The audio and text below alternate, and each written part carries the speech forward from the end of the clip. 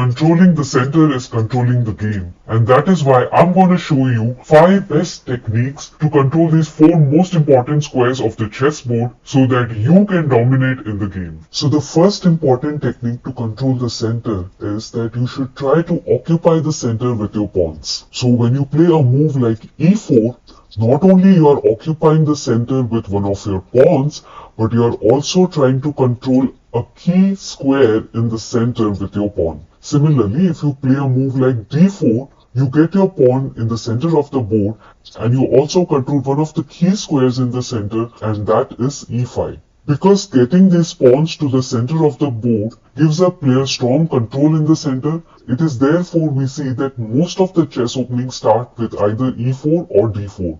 Now let's look at an example. Let's assume white is a player who loves to get control on the center. Black, on the other hand, doesn't care about the center at all. So white begins the game with d4, getting his pawn in one of the center squares and also controlling the key square e5. Black doesn't care about the center much, so he plays an inferior move like a6. White gets happy with this move because now he's gonna get full control in the center with the move e4. He gets another pawn in the center and now he's controlling the key square d5. Look how strongly white's pawns are placed in the center of the board. They are occupying 2 center squares, as well as both these pawns are controlling the other 2 center squares, as well as these squares in the outer center. All these squares are very crucial in black's territory. And since white pawns are controlling these squares, they are restricting black's movement in some way. So black doesn't like this strong control of the white in the center. So to attack the center and develop his piece, he plays knight c6. Knight c6 keeps an eye on this pawn, as well as gets some control on this e5 square. But now black is too late in development. Since white has got a very good center control, white can push the d pawn and attack the black's knight. If this knight now comes to the a5 square, then it will simply get trapped by the move b4. The knight will no longer have any safe squares to retreat. If the knight decides to go on the b4 square, then it will get trapped again with a move like a3 or even c3, because again it will no longer have any safe squares to retreat. And because the knight doesn't want to go back to its home again, so black now decides to take his knight to the e5 square, thinking that now his knight is nicely placed on one of the squares of the center, and now this knight is able to control very good squares within his and his opponent's territory. But here, white can now play f4, attacking the knight, and most importantly, now controlling this e5 square with his f4 pawn. Knight will go back on the g6 square, and now look at this position. White is so strong and dominating in the center. All of these white pawns are occupying and controlling key center squares. This pawn on f4 is controlling this e5 square. This e4 pawn is controlling the d5 square. This square is being controlled by white's queen, and this pawn on f4 is being protected by white's dark square bishop, and hence black's knight cannot capture this pawn. So white has got a very strong control of the center. White has got a space advantage right in the opening. Now the second technique is aim to grab space in and around the center. Because the more space you grab, the more room you will have for your pieces to maneuver, and your opponent's pieces will get restricted to a very small confined space, which will make your opponent's piece development very difficult. Let's look at this example to understand it better. Let's say white starts with e4. Black in response plays e6. Now white plays d4, getting a full control of the center with his 2 pawns. And now black attacks the center with the move d5. The idea is black doesn't want white to have a good central control. Now if white captures on d5, then black can capture back with his e-pawn, wherein both players will have 1 pawn each in the center, and that pawn is controlling at least one important square in the center. So the position would be equal. Let's go back. If white in this case instead decides to advance his e-pawn by playing e5, then white would have grabbed extra space in the center. Notice how this e5 pawn is restricting black's knight to develop on this square. Obviously black doesn't like this move, and that is why black decides to play knight c6, developing a piece towards the center and also putting some pressure on these pawns. White now plays knight f3, developing a piece towards the center and also strengthening the support to these pawns. Now since this light square bishop and this knight over here do not have any good squares to develop on, so black decides to develop his dark square bishop by playing bishop b4 check. And now white can easily block this check with the move c3. Black decides to retreat his bishop to the a5 square with the idea behind maintaining the spin on this diagonal. White attacks this bishop one more time with b4. Black plays bishop b6 and now white plays a4 with the idea to advance his pawn to a5 and trap this bishop. Obviously black won't let that happen and that is why black plays a5. And now here if white trades the pawn, then white's c pawn would always be the target since it's a backward pawn, and also black would get some space here on the board to develop his pieces.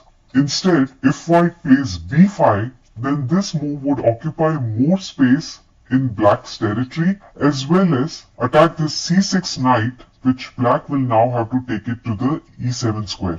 And here I'll just pause the game to have a look at all the pieces on the chessboard. Look at all black pieces, they are all cramped up inside. They do not have much space for development. Look at this knight. It cannot be developed on this good square because this square is being controlled by the e5 pawn. And if it develops on this square, it would not be a very nice place for development because a knight on the rim is grim. Look at this dark square bishop. It's blocked behind a pawn chain. Look at this light square bishop. It doesn't have a good square to develop. This queen also doesn't have any good squares to develop. The rooks are still stuck on the corners of the board. Now because black has less space, black is finding difficulty or rather will have a hard time to find a good place for all of its pieces to develop. On the contrary, look at the white pieces. All the white pieces have a lot of space for development. Look at this dark square bishop, so much room for development. This light square bishop, the queen can go anywhere wherever it wants to. This knight is developed as such a good square. This knight can come on the d2 square where it can control these two important squares and eventually help the c3 pawn to go forward and attack black's center. Since white has successfully established a strong central control and has also been successful in getting more space in and around the center, white's game looks more promising. By the time black figures out to find good squares where it can develop its pieces, white would be very fast to develop its pieces and also launch an attack on the black king. Black will certainly have a difficult time handling the white's attack. Now the third technique is to control the center squares with your pieces. So let's say white starts the game with e4, black plays e5, and now white plays knight f3. So by playing knight f3, white is trying to control the center squares with his knight. At the same time, it is attacking the undefended e5 pawn. Black now plays knight c6, which pretty much does the same thing, controls the two important squares of the center, as well as now this knight protects this undefended e5 pawn. White now plays bishop c4, putting a slight pressure on this weak f7 pawn, and at the same time controlling this d5 square. Black plays bishop c5, eyeing the weak f2 pawn, as well as controlling the d4 square. White now castles, and now black plays knight f6. Developing a piece towards the center which controls the key center squares as well as attacking the undefended e4 pawn. White replies back with knight c3, developing a piece towards the center as well as controlling the center squares and providing protection to this undefended e4 pawn. So look how white's pieces and black pieces are well placed and all of them are controlling the key center squares. If I look at white pieces, this knight here is controlling these two squares. This knight on f3 is controlling these two squares. This bishop here is controlling this square. So all the four squares are being controlled by white's pieces. So white has a very good control on all the four center squares. Similarly, even black pieces are doing the same thing. Black's knight are controlling these center squares and this bishop is controlling this square. So even black has a very good control over all these four center squares. Let me go back one move. Let's say white in this case doesn't develop to this square, rather decides to develop his knight on this square. then that would not be a very nice move, because now this knight is not able to control any of the center squares. So white in this case would have lost a chance to make his control over the center stronger. So that is why knight a3 in this scenario is not a good move, and so knight c3 is a better move. So when you're trying to develop your minor pieces, try to place them on squares from where they can get a good control of the key center squares. So if black now plays d6, white can play d3, or it can also play rook e1 to get more control of this square. And the game can continue in a similar fashion. If you find these techniques useful, then do like this video and don't forget to subscribe to my channel. Now the fourth technique to control the center is neutralize the power of the opponent's pieces that control the center. And you may ask, how exactly do we do that? Well, there are three ways: by attacking, by capturing, or by pinning. And all of these three moves we are going to see in this example. Let's say white starts the game with e4, black plays e5. Now since black is trying to grab a fair share of the center, white attacks the center with knight f3, controlling these squares as well as attacking the e5 pawn. Black defends with knight c6 and also controls these important center squares. Now since white doesn't like the idea of black controlling this important d4 square in white's territory, white decides to attack the center with d4. Now by playing d4, white has established two pawns in the center and thereby gaining stronger control over the center. Black doesn't like this idea, and that is why black decides to capture this pawn by playing e into d4. Now white recaptures with his knight, and now since white's e4 pawn is controlling the d5 square in black's territory, black decides to attack this undefended e4 pawn with knight f6. Knight f6 develops the knights towards the center, controls the important square, as well as attacks this undefended e4 pawn.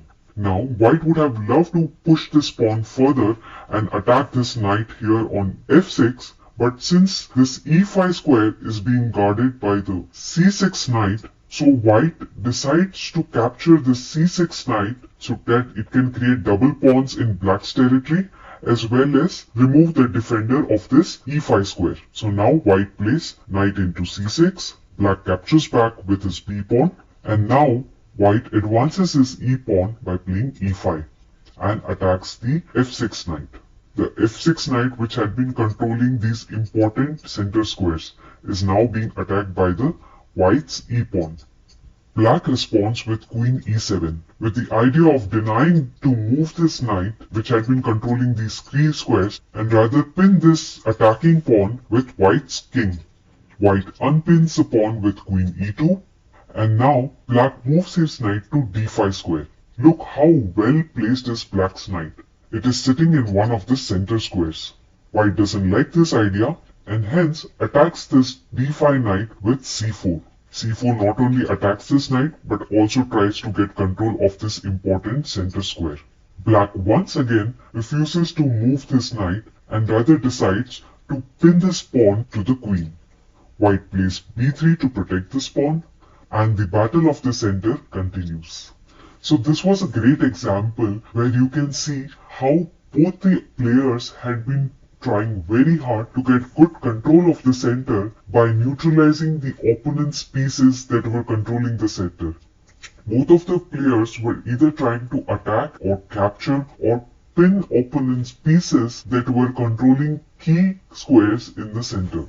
By the way, do not forget to check our amazing membership programs we have for you. Do click on the join button and get access to exclusive member content. And now we come to the last technique, and that is to control the center, exchange the opponent's center pawn with your wing pawn. We all know how important pawns are in controlling the center. So if we are able to exchange one of the center pawns of the opponent to one of our wing pawns, then we would definitely get some advantage in the game. Let's understand this with an example. Let's say white starts with d4, black plays d5. Now since black has played d5 and tried to grab a fair share of the center and is also restricting white's e4 move, so white plays e3. Now black plays knight f6, strengthening his control over the d5 and the e4 square, and now white attacks the d5 pawn with c4. The idea is that if black captures on d4, then white can capture back with his bishop. And in these exchanges, white would have two central pawns and black would be left with only one central pawn. Let's go back. And if black doesn't capture on c4 and rather decides to protect his d5 pawn with e6, then white can capture on d5 because now after these pawn exchanges, white would again have two center pawns in comparison to black's single center pawn. And this would definitely give little bit more advantage to white. So if you can, try to exchange your wing pawn with the opponent's center pawn so that you can get better control of the center. And now, based on today's topic, I have a very important question for you. It is white's turn to move and you have to tell me how can white attack this black's knight as well as take control of this square. There are a couple of options, but I want to know what would be the best move. Do give your answers in the comments box. Until then, keep learning and keep practicing.